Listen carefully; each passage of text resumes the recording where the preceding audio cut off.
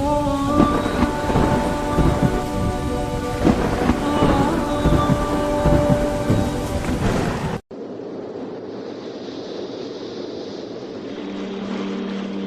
ایک جگہ اللہ نے تعارف کرایا ہے کہ میرے بندوں میں تمہیں بتاؤں کہ میرے بندے کون ہیں. ویسے تو سارے اسی کے بندے ہیں.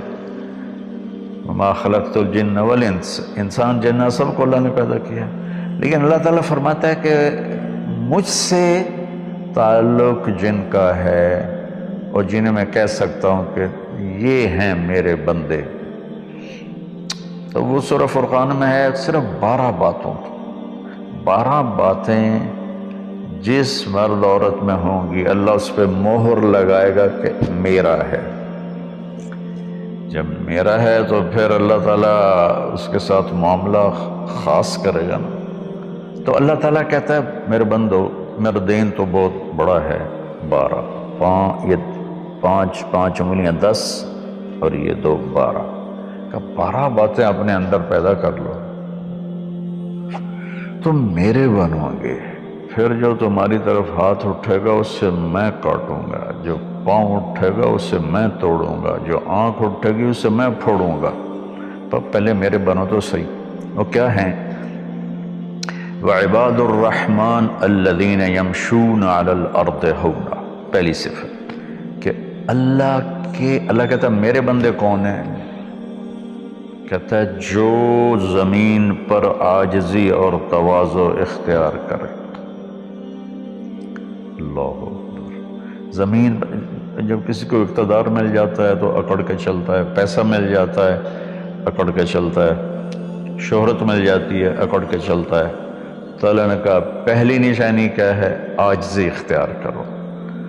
تو کوئی وظیفہ نہیں بتایا، کوئی تسبیح نہیں بتائی، کہا عاجزی اختیار کرو. اپنی حیثیت کو یاد رکھو کہ اول نطفہ ہوں، آخر ایک مردار ہوں، کچھ عرصے کے بعد چند مٹھی مٹی ہوں، اور پھر اللہ مجھے کھڑا کرے گا تو اس دن دیکھا جس کی نیکیاں بڑھیں گی تو وہ عزت دار ہے، جس کی گھٹ گئیں وہ ذلیل و خوار ہے. تو پہلی صفت ہے کہ اللہ کے بندے وہ ہیں جو عاجزی اختیار کرتے ہیں. صرف یہ نہیں کہ زمین پر تواضع سے چلنا نہیں، وہ پوری زندگی ان کی عاجزی کی ہوتی ہے. سورہ لقمان میں ہے کہ لا تمش فی الارض مرحا، بیٹا اکڑ کے کبھی نہ چلنا. انک لن تخرق الارض ولن تبلغ الجبال طولا، کہ تو نہ تو پہاڑوں سے اوپر قد لے جا سکتا ہے، نہ ایڑی مار کے زمین پھاڑ سکتا ہے. تو ایک میں مختصر بیان کرتا ہوں تواضع. دوسری تواضع سے جڑی ہوئی بات ہے کہ تواضع کا پتہ کب چلے گا؟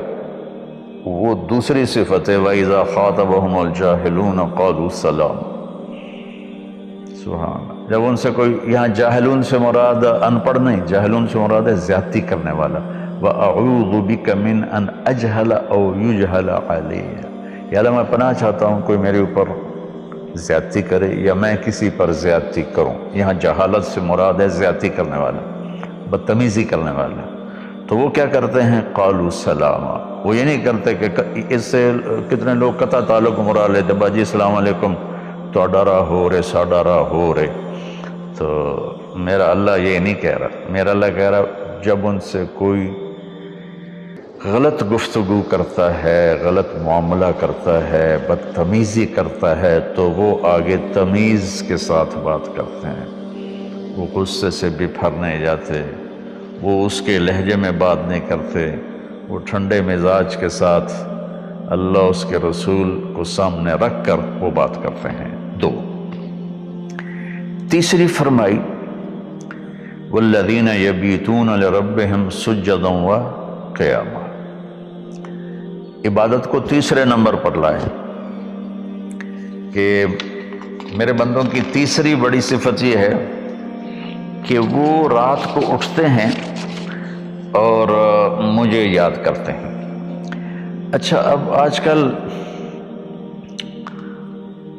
سستی کا زمانہ ہے. میرے نبی نے ایک حدیث سنائی تو وہ بہت بڑی خوشخبری ہے آپ کے لیے. جو عشاء کی نماز باجماعت پڑھ لے اور صبح کی نماز باجماعت پڑھ لے تو اس کی رات تہجد میں لکھی جائے گی۔ قربان جاؤں اپنے نبی کی رحمت پر اور ان کے رحمت للعالمین ہونے پر کہ میرے جیسا جو سر درد کا مریض ہے وہ رات کو نہیں اٹھ سکتا تو عشاء با جماعت پڑھ لے اور فجر با جماعت پڑھ لے، ساری رات عبادت ہے۔ باقی یہ تو ہے یعنی بالکل وہ 33 نمبر والا کام ہے، لیکن ہم پاس لوگوں میں شمار ہیں، اس صفت کے حقدار کہلائیں گے۔ باقی اصل وہ ہیں جو راتوں کو اٹھ کر یاد کرتے ہیں، ایک ہوک سی دل میں اٹھتی ہے، ایک درد جگر میں ہوتا ہے، ہم رات کو اٹھ اٹھ روتے ہیں جب سارا عالم سوتا ہے۔ تو عشق تو ایسی چیز ہے۔ ملحب کلام قد نزخرفہ ان المحبت قلب وہبناہ۔ محبت ایسے نہیں کہتے کہ محبوب کو چکنی چپڑی باتیں کو، جی میں قربان جاؤں، میں صدقے جاؤں، میں باری جاؤں، آپ کے بغیر تو جی نہیں سکتا، باتوں سے نہیں کہ محبت ہے دل کو اس کے قدموں پہ نچھاور کر دو۔ بہت خوبصورت بات اللہ نے کی ہے۔ تو جو لوگ ماشاءاللہ راتوں کو اٹھتے ہیں ان کو مبارک ہو، لیکن ہمارے جیسے کمزور بھی اس فضیلت میں ہیں۔ عشاء با جماعت پڑھ لو، فجر با جماعت پڑھ لو، اور پھر اللہ تعالیٰ پہ قربان جائیں کہ ان کی جو ہے نا دعا اللہ تعالیٰ بتاتا ہے، والذین یقولون ربنا اصرف عنا عذاب جہنم ان عذابها کان غراما۔ وہ اللہ ان کی دعا بتا رہا ہے کہ وہ کہتے ہیں یا اللہ ہم سے عذاب جہنم دور فرما، چونکہ یہ نہ ٹلنے والا عذاب ہے جو چمٹ جاتا ہے، اور وہ انہا ساءت مستقر و مقامہ، اور یا اللہ وہ بہت ہی برا ہے، بہت ہی برا ہے۔ تو تہجد اور دعائیں، دعا بہت بڑی طاقت ہے، بہت بڑی طاقت ہے، بہت بڑی طاقت ہے۔ ہم نے دعا ایسے ہی بنائی ہوئی ہے، فرض نماز کے بعد مولوی صاحب رٹے رٹائے جملے بولتے ہیں، ہم پیچھے آمین کہتے ہیں۔ دعا وہ ہے جو آپ تنہائی میں اللہ کے سامنے گڑ گڑا کر بولتے ہیں۔ میرے نبی نے فرمایا اللہ کے سامنے روو، اچھا اگر علم تبکو فتباکو، اچھا اگر تمہیں رونا نہیں آتا نا تو رونے کی شکل بنا لو۔ چوتھی چیز بتاتے ہیں، والذین یقولون ربنا اصرف عنا عذاب جہنم ان عذابها کان غراما انہا ساءت مستقر و مقاما۔ یا اللہ جہنم سے بچانا اور جہنم کے عذاب سے بچانا، وہ اللہ آپ پہ ہی معاف کرے گا۔ یہ ہمارے اب تو عام ماحول میں جی اللہ آپ پہ ہی معاف کرے گا، اللہ بڑا غفور الرحیم ہے، اللہ آپ پہ ہی معاف کرے گا۔ تو میں تو اپنے ماحول میں بات کرتا ہوں اپنے عزیز رشتہ داروں سے کہ اللہ آپ پہ ہی کپا کٹ دے گا، سپرے نہ کرو، پانی نہ لاؤ، کھاد نہ دیو، آپ بہے کوئی بھی پا دیو، اللہ آپ پہ ہی کٹ دے گا۔ لے جی مولانا صاحب کہیں گل نہ کریں دیو، بھلا کدی پانی تے کھاد تے سپرے تو بغیر بھی کاشا ہوئی۔ تو اللہ یہی کہہ رہا ہے کہ ڈرو مجھ سے اس جہنم کے عذاب سے اور اس سے بچاؤ کا راستہ اختیار کرو۔ پانچویں بات کیا ہے؟ والذین اذا انفقوا لم یسرفوا ولم یقتروا وکان بین ذلک قواما۔ بہت اعلیٰ چیز ہے، معیشت کو، اکانومی کو بہت خوبصورت انداز میں بتایا کہ میرے خاص بندے وہ ہیں، دیکھو اللہ نے دنیا کا بھی بیچ میں ڈالا۔ اللہ والے دنیا کو نہیں دیکھتے، اللہ والے چٹائیوں پہ سوتے ہیں، اللہ والے بادشاہوں سے نہیں ملتے ہیں، اللہ والوں کے پاس جایا جاتا ہے، اللہ والے کسی کے پاس نہیں جاتے ہیں۔ میرے سب سے بڑے اللہ والے تو نبی ہیں، اللہ نے فرعون کے پاس بھیجا موسیٰ علیہ السلام کو، اور کائنات کی افضل ترین ہستی اللہ کے بعد میرے نبی ہیں، ابو جہل کے پاس بھیجا۔ تو یہاں ان کی معیشت کو بتایا جا رہا ہے کہ میرے بندے وہ ہیں جتنا ہم نے ان کو دیا ہے اس سے بڑھ کر خرچ نہیں کرتے۔ قرضے اٹھا لیے، شادی آ گئی، اس پر مجھے ایک بتا رہا تھا ساتھی کہ ایک آدمی نے اپنے بچے کی شادی کی تو 40 لاکھ کی آتش بازی چھوڑی. یہ اللہ اس سے منع کر رہا ہے کہ میرے بندے وہ ہیں کہ جو ایسے نام و نام 40 لاکھ روپے کو آگ لگا دی. اس 40 لاکھ روپے پر کتنے غریب بچیوں کی شادیاں ہو جاتی، کتنے مریضوں کا علاج ہو جاتا. وَلَمْ يَقْتُرُوا، دوسری بات بھی ہے کہ جتنا دیا ہے اس سے اوپر نہیں جاتے کہ قرضوں میں چلے جائیں، اکانومی برباد ہو گئی. اور وَلَمْ يَقْتُرُوا، اور جتنا دیا ہے اس سے کم بھی خرچ نہیں کرتے، کنجوس نہیں ہوتے، بخیل نہیں ہوتے، لالچی نہیں ہوتے. یہ چیز بھی اکانومی کو ہٹ کرتی ہے کہ بس جوڑتے جاؤ اور اس کو آگے بڑھاؤ نہیں، اس کو آگے دو نہیں. تو اللہ تعالیٰ پہ قربان جاؤں. اس نے خاص طور پر ہمارے معاشرے میں اللہ والا وہ سمجھا جاتا ہے جس کو دنیا کی خبر ہی کوئی نہ ہو، اور اللہ والا وہ ہوتا ہے جو بس مسلح پہ بیٹھا رہتا ہے. اور اللہ تعالیٰ یہاں ان کی اکانومی کو بتا رہا ہے کہ وہ کام کرتے ہیں، کاروبار کرتے ہیں، وہ تجارت کرتے ہیں، وہ زراعت کرتے ہیں، وہ حکومت کرتے ہیں. ابو بکر سے بڑھ کے اللہ والا کون ہوگا؟ خلفائے اربعہ سے بڑھ کے اللہ والا کون ہوگا؟ تو وہ اپنے خرچ کو بیلنس کرتے ہیں. کل پرسوں ایک ساتھی بات کر رہا تھا، اصحاب صفہ تو چٹائیوں پہ بھوکے لیٹے رہتے تھے. شروع کی باتیں ہیں. عبد الرحمن بن عوف ٹاپ 10 صحابہ میں ہے، ٹاپ 10 صحابہ. جب ان کا انتقال ہوا تو ان کی 4 بیویوں کو جو 1/8 ملا وہ 48,000 دینار تھے. تو آج کے لحاظ سے وہ 12 ارب روپیہ بنتا ہے. جس آدمی کا 1/8 12 ارب ہو تو پورا کتنا ہوگا؟ اور 10,000 بکریاں، 1,000 اونٹ، 1,000 گھوڑے، اور شام، عراق، مصر، حجاز میں زمینیں، جائیدادیں، باغات. یہ تو پھر اللہ والی کوئی نہیں. اور اللہ کا نبی کہہ رہا ہے یہ ابو بکر جنتی، عمر جنتی، عثمان جنتی، علی جنتی، طلحہ جنتی، زبیر جنتی، عبد الرحمن بن عوف جنتی، اور ابو عبیدہ بن جراح جنتی، سعد بن ابو وقاص جنتی، اور سعید بن زید جنتی. یہ سب بڑے 4 تو ویسے ہی حکمران ہیں، خلفاء ہیں. اور حضرت زبیر کے 1,000 غلام تھے جو ان کی کھیتی باڑی اور تجارت کو سنبھالتے تھے. اور حضرت طلحہ کے امپورٹ ایکسپورٹ کے لیے بحری جہاز چلتے تھے. سعد بن ابی وقاص کا وہ مدینے کی جنوب کی طرف وادی عقیق ہے جو آج کے زمانے کا ڈیفنس کہہ لیں، وہاں ان کا سرخ پتھر کے سے بنا ہوا محل تھا.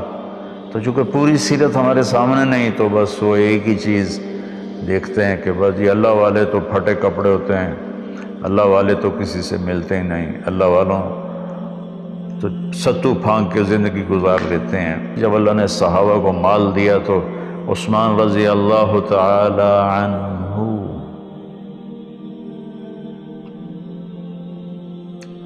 کہنے لگے اپنی بیوی نائلہ کے لیے میں نے چادر خریدی ہے 300 دینار میں، 300 دینار میں، جو 7.5 کروڑ روپیہ بنتا ہے. اور کہہ رہے کہ پتہ نہیں اسے پسند آئے گی کہ نہیں آئے گی.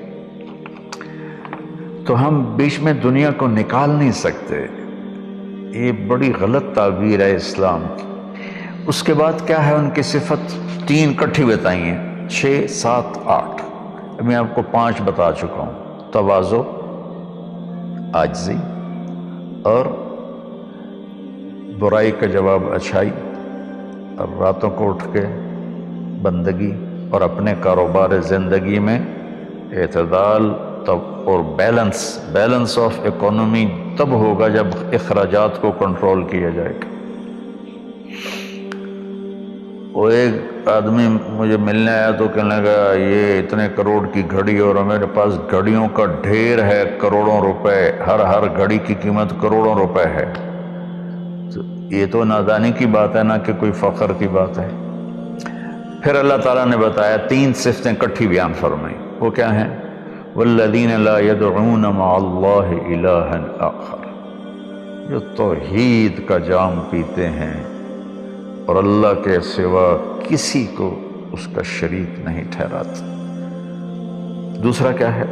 وَلَا يَقْتُلُونَ النَّفْسَ الَّتِي حَرَّمَ اللَّهُ إِلَّا بِالْحَقِّ، جو ہمارے علاقے میں خاص طور پر جو قتل کی دشمنیاں ہیں، اور اپر پنجاب میں جو قتل کی دشمنیاں ہیں، گجرانوالہ کے ارد گرد، گجرات کے ارد گرد خاندانوں کے خاندان تباہ ہو گئے، اور ایسی سرحدوں اور بلوچستان کے قبیلوں کے قبیلے تباہ ہو گئے، اور نمازی 5 وقت کے۔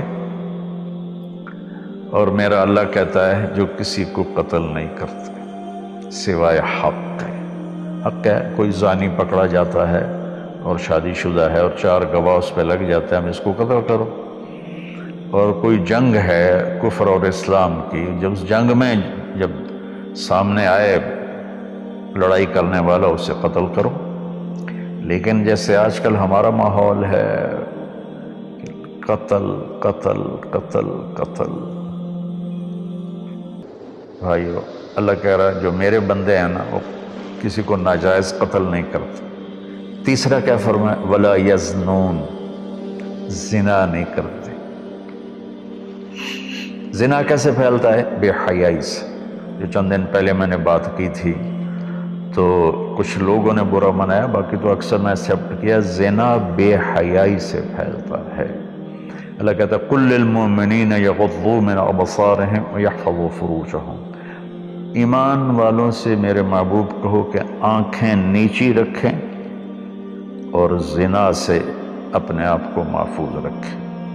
سیم آیت وَقُل لِّلْمُؤْمِنَاتِ يَغْضُضْنَ مِنْ أَبْصَارِهِنَّ وَيَحْفَظْنَ فُرُوجَهُنَّ، اور ایمان والی عورتوں سے کہہ دو کہ اپنی نظریں نیچی رکھیں اور اپنے آپ کو اس فحاشی اور بدکاری سے بچائیں۔ انسان جذبات کا پتلا ہے، اس کے سامنے جب بے حیائی ہوگی تو وہ یقیناً اس کے غلط جذبات ابھریں گے۔ اس لیے میرے اللہ نے، میرے نبی نے ہمیں ایک پاکیزہ اور حیا والی شریعت عطا فرمائی، اور اللہ کا فضل ہے امت کے اندر کہیں حیا چھپا ہوا ضرور ہے۔ خاص طور پر میں اپنے ان بھائیوں سے کہوں گا جو شادی کرنے کے بعد بھی الگ عورتیں رکھی ہوتی ہیں، اللہ کی قسم میں بڑے دکھ اور شرم کے ساتھ یہ بات کر رہا ہوں، کوئی میں ہٹ نہیں کر رہا ہوں، کہ میرے بھائی جو شادی کر کے بھی اور عورتوں سے تعلق رکھتے ہیں، اور اس سے بھی گری ہوئی بات ہے میری بہنیں جو شادی کے بعد بھی غیر مردوں سے تعلق رکھتی ہیں۔ یہ ہے ہمارے معاشرے میں، اللہ اس سے ہمیں بچائے۔ تو پھر آگے اللہ کہتا ہے اگر تم نے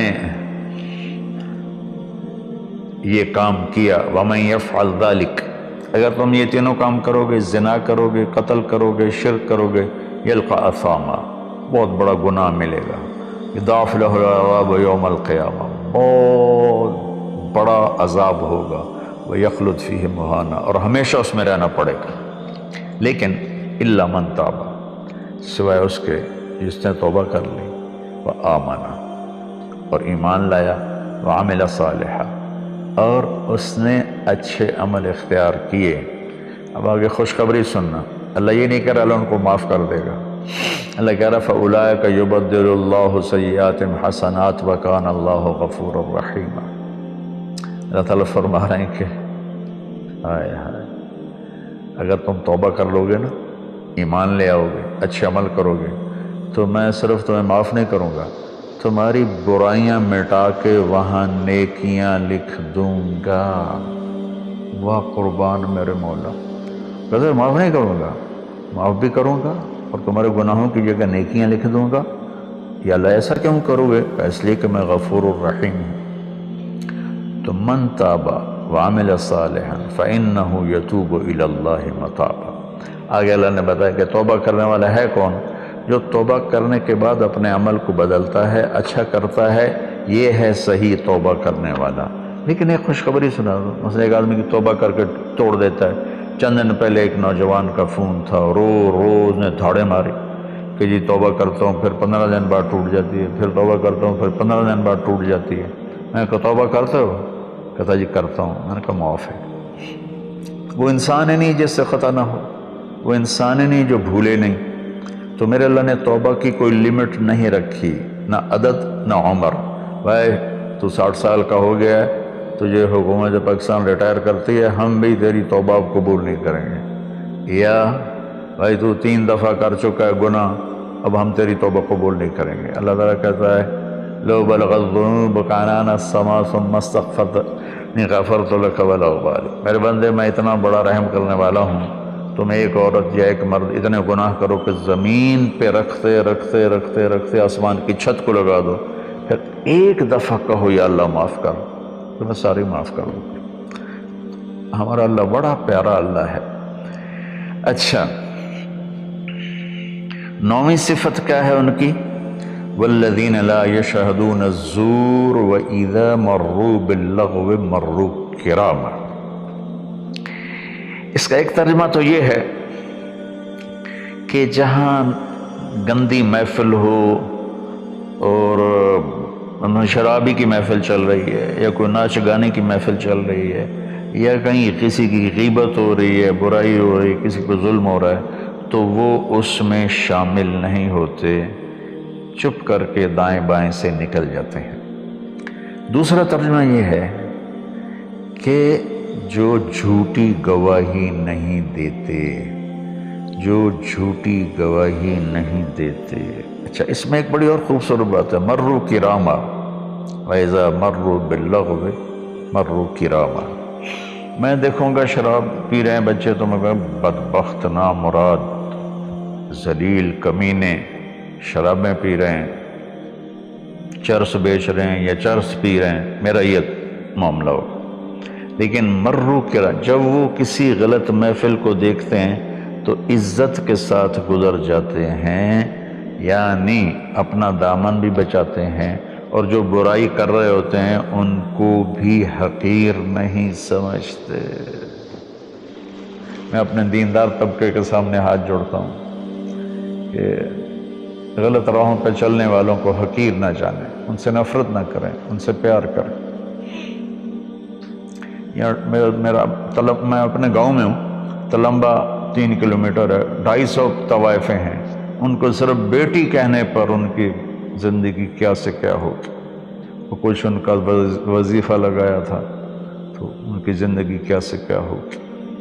تو بھائی کسی کو حقیر نہ جانو، کسی سے نفرت نہ کرو، چاہے کوئی غیر مسلم ہے، چاہے کوئی مسلم ہے لیکن تمہارے عقائد کے خلاف ہے، یا تمہارا جھگڑا ہے، تمہاری لڑائی ہے، یا وہ زانی ہے، شرابی ہے، جواری ہے، نفرت نہ کرو، نفرت نہ کرو، نفرت نہ کرو۔ اور 10ویں ہو گئی وَإِذَا مَرُّوا بِاللَّغْوِ مَرُّوا کِرَامًا، کہ وَالَّذِينَ إِذَا ذُكِّرُوا بِآيَاتِ رَبِّهِمْ لَمْ يَخِرُّوا عَلَيْهَا صُمًّا وَعُمْيَانًا۔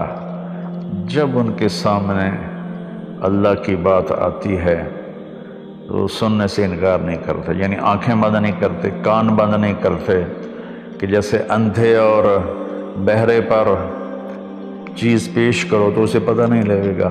تو میرا اللہ کہہ رہا ہے کہ جب ان کے سامنے میری بات آتی ہے، میرا قرآن آتا ہے، میرے نبی کا فرمان آتا ہے، تو اندھے بہرے نہیں ہوتے بلکہ غور کر کے سنتے ہیں، غور کر کے سنتے ہیں۔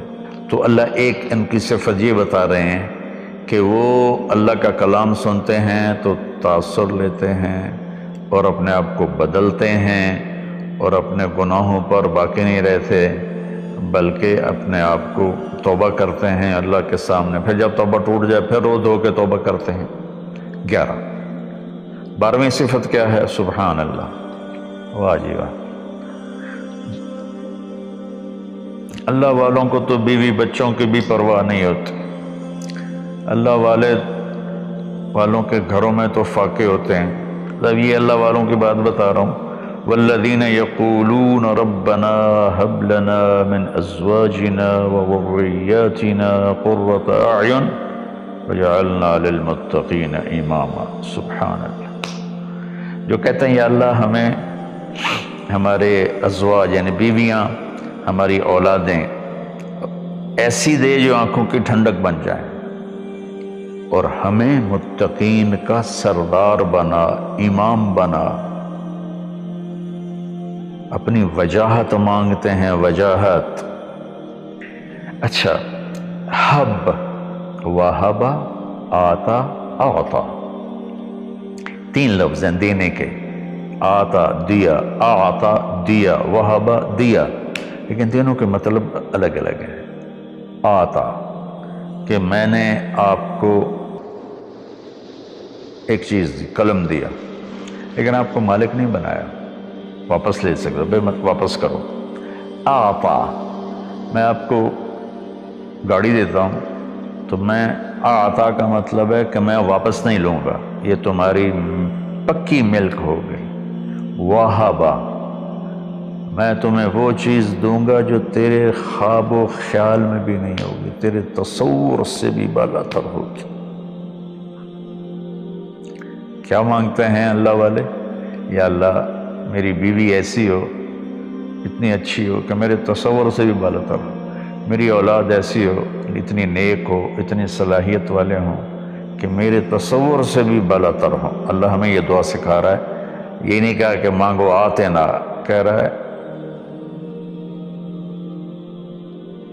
حب لنا، یا اللہ ہمارے گمان سے بھی اوپر کر کے بیوی اور بچے دے، اور ہمیں دنیا میں وجاہت دے، عزت دے۔ اس کا مانگنا انسانی حقوق میں شامل ہے۔ ہاں، ایسی وجاہت اور ایسی شہرت جس کے پیچھے شیطانی کام ہو وہ حرام ہے، ورنہ عزت نفس تو ہر انسان کو پیاری ہے۔ تو پھر اللہ تعالیٰ کہتا ہے قرۃ اعین، آنکھیں ٹھنڈی ہو جائیں۔ اس سے بڑی تعبیر پورے کلام عرب میں نہیں ہے اندر کی خوشی کی، آنکھیں ٹھنڈی ہو جانا۔ ایک اس کا الٹا محاورہ ہے، اسقط اللہ عینک، اللہ تیری آنکھیں گرم کرے، یعنی تجھے تکلیف دیکھنی پڑے، اللہ تیری آنکھیں ٹھنڈی کرے، یعنی تمہیں سکھ دیکھو، تم سکھ دیکھو۔ اور پھر آگے اللہ تعالیٰ کیا کہتا ہے؟ اولئک یجزون الغرفۃ بما صبروا، یہ ہیں وہ جن کو صبر کے بدلے جنت کے بڑے گھر ملیں گے۔ وَيُلَقَّوْنَ فِيهَا تَحِيَّةً وَالسَّلَامًا، جس میں گاڈ آف آنر ان کو پیش کیا جائے گا، سلام کیا جائے گا۔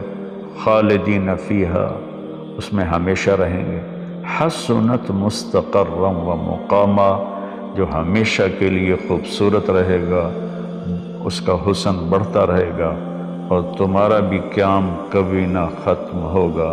میری بات تھوڑی لمبی ہو گئی، معافی چاہتا ہوں، لیکن میرے دوستو، اللہ کے واسطے جو کام کرو اللہ کے بندے بن کے کرو۔ سیاست کرنی ہے اللہ کے بندے بن کے کرو، تجارت کرنی ہے اللہ کے بندے بن کے کرو، ملازمت کرنی ہے اللہ کے بندے بن کے کرو، زراعت کرنی ہے اللہ کے بندے بن کے کرو۔ اللہ تعالیٰ مجھے بھی ان 12 صفات کا عمل کرنے والا بنائے، اور آپ کو بھی۔ السلام علیکم۔